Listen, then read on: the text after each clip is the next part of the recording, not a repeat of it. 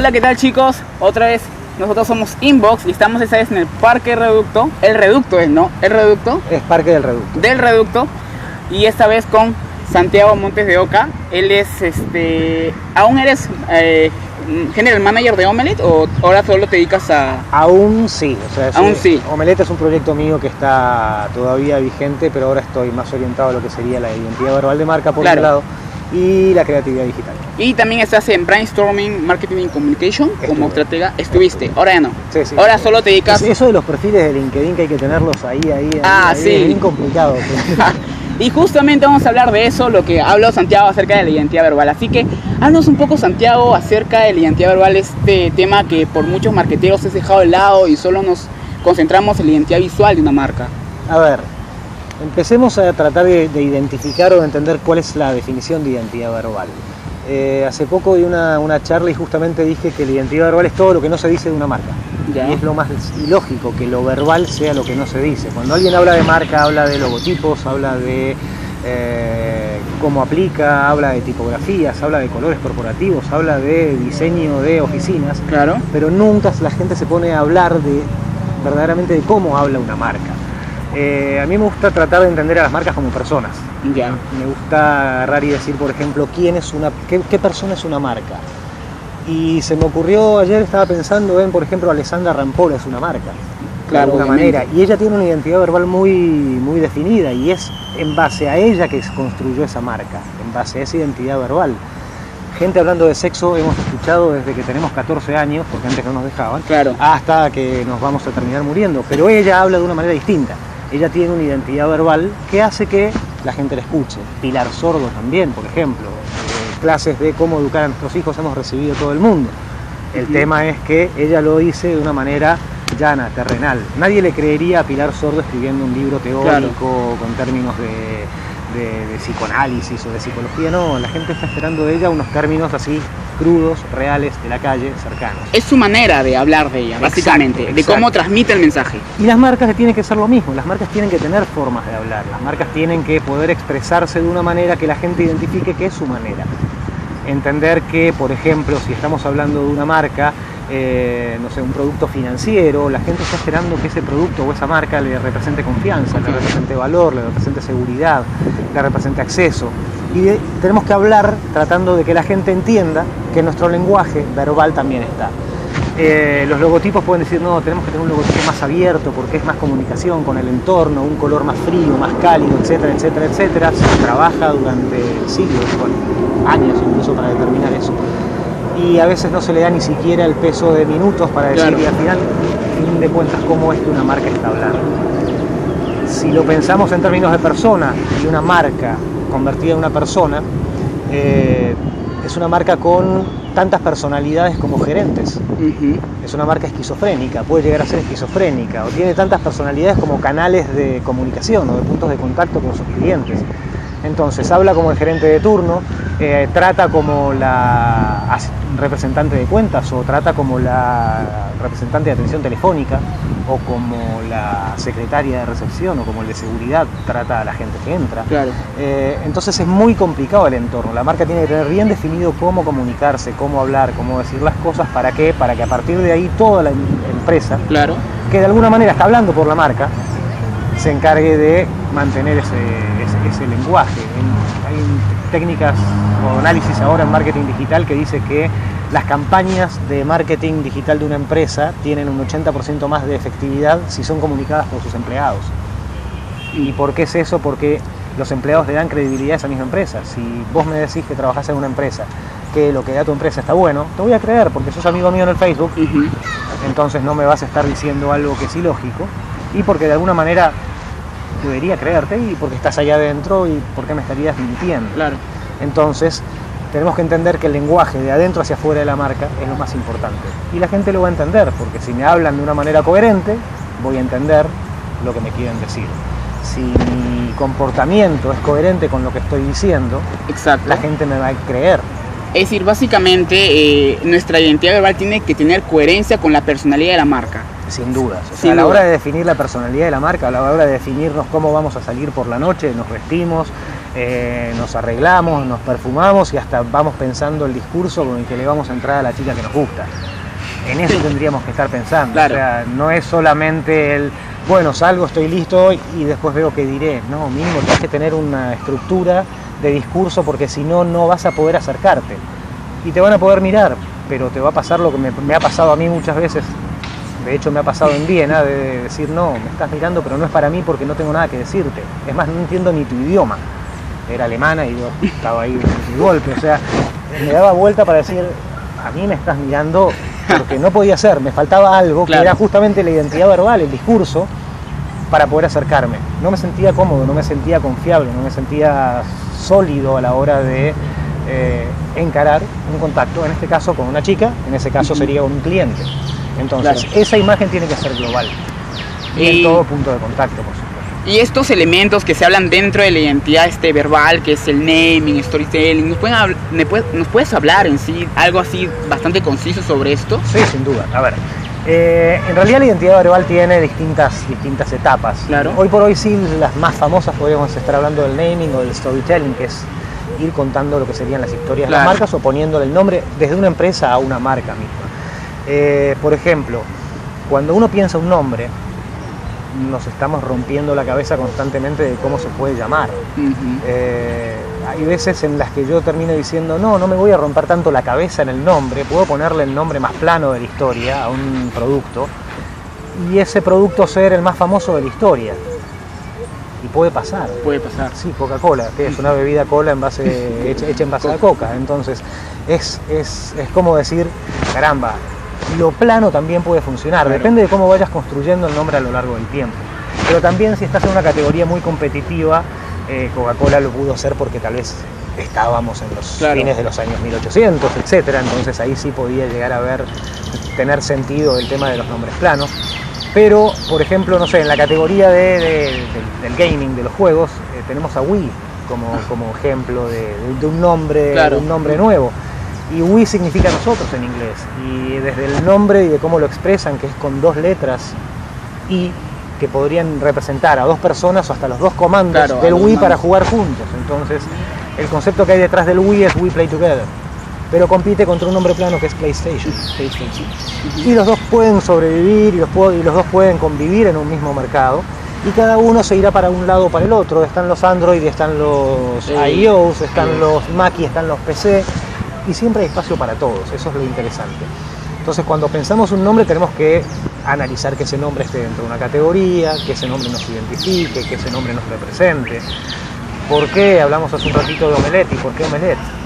Es bien gracioso. Con lo que tengas en la refri, algo te voy a preparar. O sea, mi concepto es, con el presupuesto que haya, Ya. algo voy a poder hacer. Es por eso el nombre de la consultora, del Exactamente. asesor de Con lo que publicidad. tengas en la refri, algo voy a hacer. Puede ser más rico o más pobre, dependiendo de los ingredientes Claro. que tengas. Pero sin duda tienes que tener huevos. Obviamente. Eso es la clave y ese es el mensaje en el cual yo digo, así funciona Omelette. O sea, hay que tener huevos como para decir, me animo a invertir, y además hay que tener esos huevos, que es esa idea, ese esencial que uno tiene que tener para poder desarrollar el negocio. Esa es la idea mía que hay detrás de un nombre y el por qué racional lo puedo poner. Claro. En cuanto al storytelling, Y el storytelling es la parte más linda, o sea, cuando la parte romántica de la identidad verbal de alguna manera, es contar una historia alrededor de nuestra empresa. O sea, nuestra empresa tiene que ser distinta de 4 amigos que se juntaron a tomar una chela y dijimos, che, ¿por qué no hacemos tal cosa? Y pongámosle de nombre tal cosa. Podemos dibujar esos 4 amigos de una manera distinta, podemos crear una historia alrededor de la empresa, alrededor de la filosofía, alrededor hasta de la imaginación. O sea, Destapa la felicidad de Coca-Cola no tiene en ningún momento un enanito chiquitito con forma de flor que está... No, es la historia que cuenta Coca-Cola, Claro. la fantasía alrededor de su producto. Es muy distinta a la formación de Coca-Cola, porque Coca-Cola era un medicamento. en serio, Se usaba como medicamento para aplacar los dolores de cabeza. Y después parece que la gente tenía tanto dolor de cabeza que empezó a comprar Coca-Cola desesperadamente. O sea, el tema de la historia, del romance que le ponemos detrás a una marca es lo que a fin de cuentas nos va a terminar enamorando de una marca. Por ejemplo, el BSP con su historia de peruano y con su historia, por ejemplo, no sé si se recuerdan, el pueblo más peruano de del Perú, que se llamaba 28 de julio, se cantaba el himno todos los días en la plaza, se bailaba marinera, etcétera, etcétera, etcétera. El BCP se adueña de ese concepto de más peruano que peruano y puede en ese momento caer en una categoría que la gente le cree, y el BCP puede seguir hablando de esa manera. ¿Por qué? Porque creó esa historia alrededor de su historia que se lo permite. Entonces, es interesante el tema de poder generar ese cuento, esa historia, ¿cómo decir? Esa magia alrededor de la verba, de la palabra, para dárselo a una marca. Y en cuanto a los eslogan o tagline, creo que lo denominas, ¿qué relación? Incluso nos comentabas que a veces un eslogan puede ser toda una marca, ¿no? Sí, sin duda. O sea, bueno, ahí hay dos cosas. Por un lado están las personas que hablan de las marcas y por el otro lado están las frases cortas que terminan diciendo las marcas. Los eslogans también son muy importantes. No sé, a mí se me ocurre un ejemplo que teníamos en la charla, que hay 4 eslogans que podrían llegar a referirnos a otra cosa si cambia una categoría. Por ejemplo, tenemos el Scotiabank con Descubre lo que puedes hacer, o tenemos o Descubre todo lo que puedes lograr. Tenemos Red Bull que te da alas, o tenemos, no sé, ¿quién más estaba? Está para felicidad de Coca-Cola. Si nos vamos a ese tipo de eslogans y en algún momento se despenaliza la venta de drogas y se puede llegar a hacer la comunicación de drogas libremente, esos eslogans cambian de categoría. Porque quien te da alas puede ser un porro, quien te da toda la posibilidad de hacer lo que quieras hacer puede ser la cocaína, y quien te puede escapar la felicidad puede ser el éxtasis. Es muy peligroso. O sea, en el momento en que alguien pueda llegar a interpretar un eslogan de esa manera y cambiarlo, te puede llevar a una destrucción de marca y te puede sacar de categoría. Pero pará, Red Bull, me das alas, pero o sea, me estás poniendo tal vez en una categoría de un producto nocivo para la salud y prohibido. Estás en la categoría de la droga. Me puede llegar a jugar en contra si alguien lo interpreta de esa manera. El eslogan no siempre es la inmediata personalidad del producto, que es lo que el producto te va a terminar refiriendo al principio. Entonces es bien importante pensarlo, y pensarlo como único. Es mi primer categoría y es mi logotipo verbal, es lo que la gente obviamente va a entender. También tiene que estar en relación con la personalidad, obviamente. Sin duda. O sea, yo no puedo tener un eslogan, no sé, Diario El Comercio, chévere. No.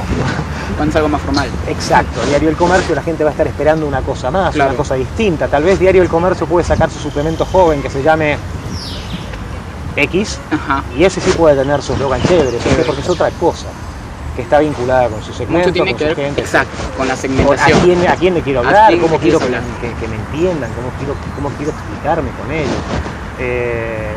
Es básico entender eso. Y también es básico entender quién es uno dentro de ese rol, porque puedo ser el amigo, por ejemplo, o sea, puedo ser una marca amiga, y una marca amiga podría decirse que es Apple. O puede ser una marca, no sé, dentro de la misma categoría, más académica, más formal, más sólida. Puedo ser IBM. IBM no me va a tratar nunca como Apple. Y cuando IBM tenía que empezar a tratar a sus clientes como Apple, que era cuando ya entraba directamente en el negocio de las portátiles, en el negocio de la PC, en el negocio del mobile, se deshizo del negocio, se lo dejó a Lenovo. IBM vendió todo eso, ¿por qué? Porque IBM es comunicación corporativa, grandes empresas, servicios, networking, y básicamente fierros grandes y asesoría. No, máquinas chiquitas y hablar con la gente en el 1 a 1 y en el tú a tú no es tanto de IBM. Y se deshizo de un negocio, que lo terminó comprando Lenovo, por ejemplo. Entonces, cada marca tiene una forma de hablar, cada marca tiene una forma de expresarse, cada marca tiene una forma de decir sus mensajes. Depende mucho de quién lo va a recibir, pero también depende mucho de cómo lo digo, para que quien lo va a recibir se vaya para un lado o para el otro. O sea, a mí me interesan, si soy IBM, los técnicos. Claro, obviamente. Si yo soy Apple, me interesan los loquitos, creativos, diseñadores, divertidos. Por más que yo tenga una PC. Y con respecto al tono de voz, ¿tiene un nombre? El tono y la manera. O sea, es algo que nosotros siempre tenemos que definir. O sea, uno habla como es. Entonces ese es el tono y la forma en la que uno tiene que comunicarse. Cuando hay un brief de una empresa o el brief creativo de una agencia, sí está el tono y manera definitivamente puesto ahí. Somos Cerveza Cristal, cómo tenemos que hablarle a nuestra gente. ¿Por qué? Porque quien recibe la comunicación, quien recibe el brief, no es Cerveza Cristal, tal vez es una agencia de publicidad que está pensando hoy en zapatillas, mañana en cerveza, pasado mañana en mayonesa. Entonces tiene que estar en la dinámica constante del tono y la manera. Tengo que ser fresco, desenvuelto, tengo que ser divertido, etcétera, etcétera. O sea, tengo que estar de esa forma. ¿Eso es la esencia en sí de la identidad verbal? ¿La no, forma, yo creo que es la manera, es la forma. O sea, simplemente es un elemento más de cómo la marca se identifica. Cuenta una historia, determina los nombres. Retomando un poco la entrevista, realmente es bastante interesante, porque hay mucha gente que solo se concentra en la identidad visual y no en la identidad verbal, cuando ambos van de la mano. Exacto. ¿No? Y en cierta manera, rescatando lo último que tú dijiste, muchas veces es más importante cómo lo decimos nosotros. Hay que tener en cuenta que una persona tiene, o sea, una marca entra en... a ver, la esencia de una marca es la relación que tiene con la gente. Y si vamos al día a día, nosotros creamos relaciones hablando, a fin de cuentas. Y hablando por todos lados, o sea, una marca habla por su canal de comunicación, por su publicidad, habla por su página web, habla por su telefonista, habla por el señor que atiende en la puerta, como dije al principio, habla por todas esas personas. Cuando la marca empieza a tener un discurso disgregado, ahí es donde uno entra en conflicto con una marca. Yo te puedo creer, Banco X, que tus sistemas son fantásticos y que la seguridad es buenísima, etcétera, etcétera, hasta el momento en que me digan en la caja no tiene su tarjeta, no puede retirar dinero. En ese momento ya dejo de creerte, ya dejo de creer que sos cercano, que pensás en mí, que estás de mi lado. A partir de ahí ya estás de tu lado, claro. Ya no pensás en mi seguridad sino en la tuya, y me estás empezando a decir de una manera que no, ya me porto distinto, ya como novia ya tenés una marquita que no me gusta. Tarde o temprano me voy a terminar separando, cuando encuentre 2 o cuando encuentre 3. Básicamente la identidad verbal debe estar en toda la organización. Es decir, no Sin solo... duda, o sea, el concepto de identidad verbal es 360 grados, como también se trata de que sea lo mismo en identidad visual. El uniforme tiene que estar de acuerdo con el color del local, la forma en la que saludan tiene que estar de acuerdo con el proceso ISO 9000 que hicieron claro. En algún momento. El logotipo tiene que tener tales características, los zapatos tienen que estar lustrados, hay un montón de cosas que forman parte también de la identidad visual. Y la identidad verbal tiene que ir de la mano, pero lo que voy a mostrar tiene que ser coherente claro. Con lo que voy a decir. Si no, entro en complicaciones. Y vuelvo a decir, una marca se escribe y habla por la marca, no solamente toda la gente que trabaja adentro, sino una agencia de publicidad, un redactor, tiene que tener un mensaje que dice, no estás redactando un aviso, estás haciendo una carta de Coca-Cola. O sea, no estás haciendo publicidad, estás hablando Coca-Cola. Coca-Cola es quien se está comunicando contigo y no es el redactor claro. Que está haciendo el cartel. ¿No? Él tiene que convertirse en Coca-Cola. Entonces se vestirá de rojo, se pintará Coca-Cola acá, se pondrá una capa y pensará, no sé, cada uno tiene su proceso. Claro. Pero es necesario que uno lo haga de esa manera. Hay una técnica que usaban unos redactores, estoy hablando de la época en la que se escribían cartas todavía, linda época, que ponían una foto de la persona que ellos creían que era a quien estaban escribiendo. Entonces ellos se ponían como la marca y le escribían a ese señor, hombre, entre 45 o 50 años, look ejecutivo, moderno y jovial. Entonces ellos ponían una foto de ese perfil claro. Y le escribían. Y le escribían la carta a esa persona, en ese 1 a 1. Como en Holanda, en el año 90, el gato Félix le escribía cartas a sus gatos. El ejemplo creo que más... Es un ejemplo que me encanta, o sea, es un ejemplo... En los 90 la marca Félix, que en ese momento era Félix, no era todavía de Purina, creó una base de datos de gatos, escribiéndole primero al dueño del gato y después le escribía al gato directamente. La primera carta fue decime cómo se llama tu gato y a partir de ahí es, ok, una vez que me contestaste cómo se llama tu gato, le empezaron a escribir 1 a 1. Y le mandaban guías para pasos de baile, anteojos para ver películas 3D, porque justamente, no sé, estaba el estreno de Tiburón 3D, entonces le regalaban eso. Una guía de entretenimiento para gatos en vacaciones, porque los gatos iban de vacaciones con la familia, entonces se iban con juegos. Que obviamente eran juegos para los niños, claro. Eran juegos que los hacían los adultos, pero la gente integraba mucho al gato. Y hubo una historia en la que salió una partida mala de Alimento Félix y se empezaron a morir gatos. Y Félix le escribió una carta a todos los otros gatos diciéndole, no me compren, esperen que yo les voy a contar qué fue lo que pasó. fueron, identificaron cuál fue el problema, y Félix 2 semanas después escribió: hey, ya me pueden comprar de nuevo. Fueron 2 camiones que salieron con el alimento en mal estado, se murieron tales gatos, nombre de los gatos muertos, sentimos mucho por ellos, el más terrible homenaje, pero sí o sí, ya les puedo asegurar que me pueden volver a comprar, que está todo en orden, que ya toda la relación que teníamos se puede mantener. Es como un pedido de perdón que la gente estaba dispuesta a escuchar por la relación previa. O sea, no sé, si yo le hago mal a un amigo 1 vez, 2 veces, 3 veces, cuando le vaya a pedir perdón me va a decir que no. Obviamente. Pero si le digo 1 vez y encima le pido una disculpa terrible, le cuento qué pasó, después al fin de cuentas me va a terminar perdonando. ¿Por qué? Porque la relación que habíamos tenido a fin de cuentas era buena. Hubo una mancha. Pero siempre uno está dispuesto para perdonar una primera vez, si tiene una buena relación. Yo creo que es una historia resaltante en cuanto a cómo nosotros debemos crear esa relación a través de nuestra identidad verbal, ¿no? Sí, y mucho más hoy en el tema de redes sociales, por ejemplo, donde no somos nosotros solos los que creamos nuestra identidad de marca, sino todos los demás que hablan de nosotros. No sé, por ejemplo, hay grupos de Facebook para cualquier cosa. Hay un grupo de Facebook que dice: ¿a quién no debes contratar? Donde si yo estoy enojado con alguien, le escribo: estoy enojado con Juan Pérez, no hay que contratar a Juan Pérez porque... Y le puedo inventar una excusa, y el pobre Juan Pérez va a cargar con mi comentario negativo en una lista de a quién no contratar, y porque simplemente Juan Pérez había llegado o 5 minutos más temprano y yo soy histérico y no me gusta que llegue temprano, o no sé, y el pobre Juan Pérez terminó cobrando, o sea, terminó recibiendo un golpe de parte mía y que le puede llegar a complicar su vida gratuitamente, o no, o al contrario, o tal vez Juan Pérez verdaderamente era un desastre. Entonces también se está hablando de tu marca en medios, en redes sociales, de una manera que vos no podés controlar. Y es bien complicado eso, porque uno tiene que estar ahí, atento, constante, siempre ahí arriba, para poder ir en contra de ese tipo de mensajes que son dañinos, tal vez de manera innecesaria. Es tu reputación contra lo que ellos dicen. Es tu reputación contra lo que ellos dicen, pero también mi reputación se construye en base a lo que digo y a lo que hago. Claro, entonces, entre esas tres, tengo que tratar de tener una imagen lo suficientemente fuerte como para hacer quedar a quien opina mal de mí como un loquito. Claro. Y que digan, o decir, pucha, algo les habrá pasado, o sea, que la gente entienda. Me pasó en Chile también una vez con Telefónica, que había habido un problema y se había caído la torre de comunicaciones, no la que cubría más gente, pero sí la que cubría a los más ricos.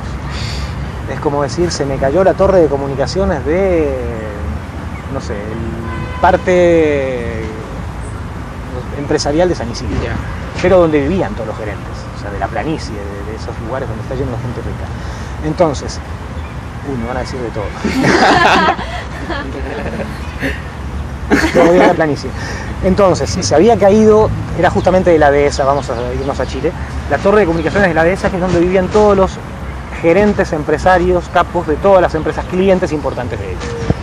Iba camino a la agencia y me llama el gerente de marketing y me dice: tenemos un problema, pasó esto, y en el tramo en que yo hice 4 cuadras, podía ser un camino de asfalto normal, pero tenía 4 cuadras de tierra y lo ponía en 4x4 para hacer esa, de puro jodido nomás. Podía llegar limpio a la oficina, no llegaba sucio. Entonces, en esas 4 cuadras se me ocurrió, le pedí a Telefónica que comprara. ¿Cuántos clientes son? 230. Ok, comprá 230 plantitas. Andate al vivero, comprá 230 plantitas. Empecé a escribir una carta que hablaba sobre la relación que hay entre una persona y las plantas, que la gente les habla y crear vínculos, estrechar, etcétera, etcétera, etcétera, etcétera, etcétera. Yo lo metí en el mundo planta y después le dije, y justamente de una planta te quiero hablar. De la planta de comunicaciones, que no vas a tener teléfono, no vas a tener internet, por tales días. Y así como nosotros queremos cuidar la relación contigo, queremos que también cuides tu relación con la planta. Entonces, normalmente cuando haces una carta de una empresa, haces que la firme el cargo posible más alto. Claro. Pero el cargo posible más alto nunca se hace cargo y se lo va pasando para abajo. Sí. Y yo había puesto el director del área de personas. Y cuando vio la carta del director del área de personas, se la mostró al vicepresidente general, y el vicepresidente dijo, no, yo la quiero firmar. Y terminaron firmando el presidente de Telefónica, que recibía los llamados de los clientes preguntándole cómo podían ellos ayudar. O O sea, cómo se llamaba, no sé, el gerente general de supermercados chilenos, para decir un nombre, al gerente general de Telefónica y decía, che, entiendo tu problema, ¿qué puedo hacer yo por ti? Y la respuesta era, no, nada, no te preocupes, esperá, tener paciencia y usar más tu celular, qué sé yo, no sé cómo podía ser, pero ese conflicto se revirtió. Y en lugar de ser un problema que el dueño de una empresa que tenía además contratos millonarios con Telefónica por su, no sé, línea punto a punto de transferencia de datos entre Iquique con Punta Arenas o lo que sea, se solidarizó cuando pudo haber dicho, esta empresa es un desastre, me cambio a otra. Y el problema que tengo por una planta de servicio domiciliario me puede generar un problema millonario en servicio empresarial. Entonces tenemos que ganarle a eso, tenemos que estar atentos, tenemos que tener la creatividad para saber dónde actuar y qué decir. Porque si no hubiéramos tenido nada para decir y un comunicado de Telefónica comunica que la planta de la dehesa va a estar sin funcionamiento durante 22 días, es distinto a decirle me preocupo por vos, me preocupa esta relación y tengo un problema. Lo tengo, es real. Aquí es muy normal que una empresa antes de asumir un problema diga no tenemos nada que ver. O sea, se saque el problema de encima, diga yo no tengo nada que ver y después queda no tengo nada que ver y después dicen no, el operario no debió contestarle eso. Porque cuando uno no tiene nada que ver, yo inmediatamente voy a buscar a quien tenga que ver. Y quien tenga que ver está en esa misma empresa. Obviamente. Entonces yo voy escalando y me encuentro con cada situación que me divierte. Qué bueno, Santiago, creo que no sé si nos hemos pasado el tiempo, pero decir, póngale de ganar plata por YouTube y facturamos más. Me ponen 2 avisos.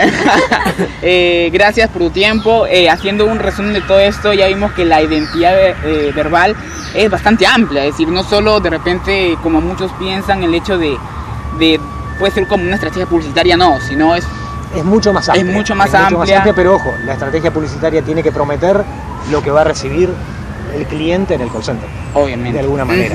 Obviamente, es decir, está relacionado con la organización. No se preocupen. Entonces, gracias por tu tiempo y es un tema bastante amplio que me hubiera gustado conversarlo mucho, pero se puede. También se puede. Gracias a ustedes, chicos, por mirarnos y será para la próxima entrevista.